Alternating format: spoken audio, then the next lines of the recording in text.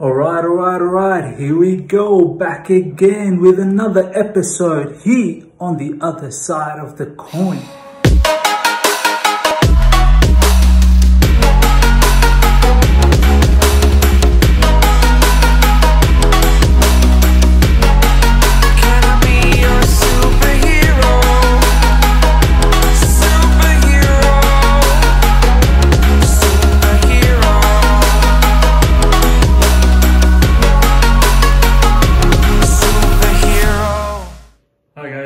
Welcome to the other side of the coin. Finally, we get to discuss a little bit about the centre-back position, which has been a bit of a problem for us this season, where we've shipped so many goals. I don't completely blame the defenders all the time. There's obviously been mistakes by the goalkeeper, there's been mistakes by the midfielders as well. But this is a position which is a bit of a concern for us, and it's been like that for the whole season. We just simply couldn't rectify it. We've tried many different combinations. We've initially tried with Zuma and Andres Christiansen. Christiansen then was injured for a little bit. Then we had Zuma and Tomori partnership, which looked pretty good, but it still shipped goals. However, there was a partnership that was developing there. And then, of course, when Rudiger came back from injury, we played with Rudiger and we then threw in Andres Christiansen again. We completely let go of Zuma and Tomori partnership. And then once again, when Andres Christiansen was again injured, we then brought in Zuma and Rudiger, which seemed to work a little bit just before the lockdown. Yes, Tomori got a bit of time at the end before the lockdown, but he didn't do that well. So it's an issue. There's no hiding around it, and we need to rectify. So now comes the rumour of Kalidou Koulibaly. Now, this particular rumour is one I can 100% understand, and one I feel that can be realistic and definitely makes sense to me. Now, whether that happens or not is a different story.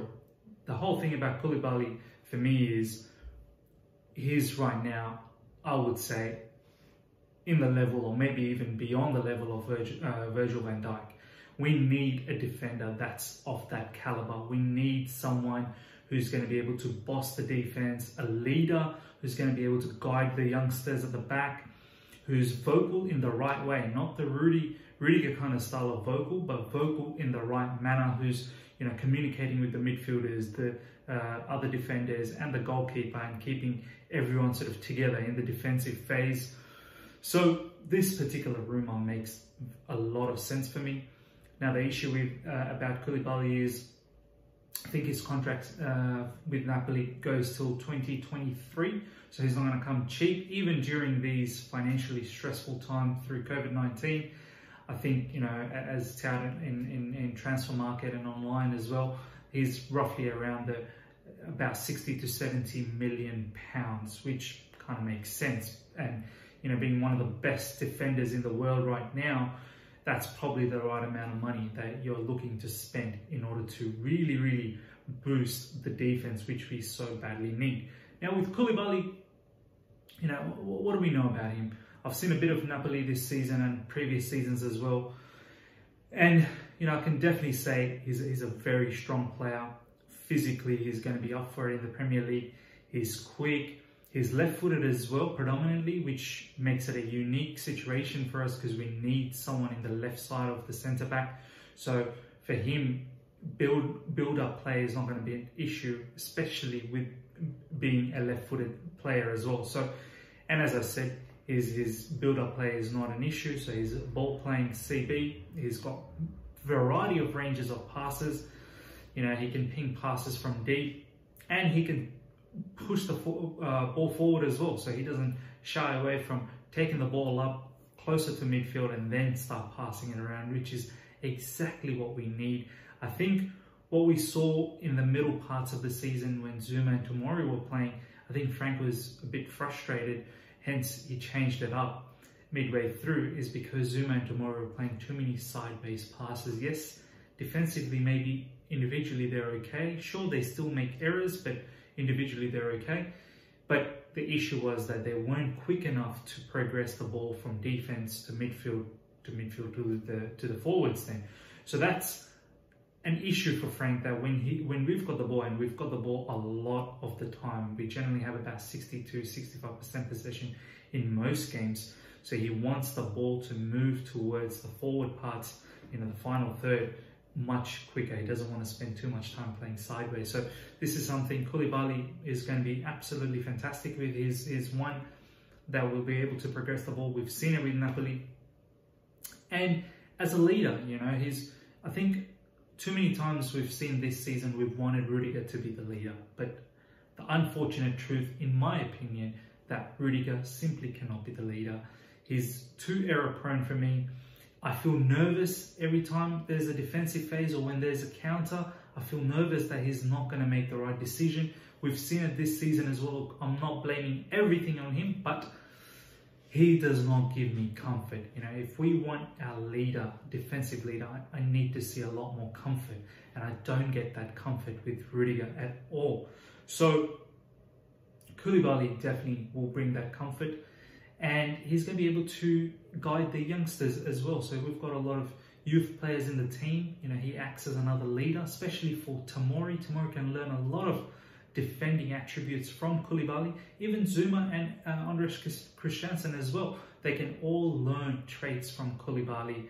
He's turning 29, I believe, next season. So it's not the end of the world for him in terms of being a defender. Defenders can play a lot longer than most other positions, bar the goalkeeper position.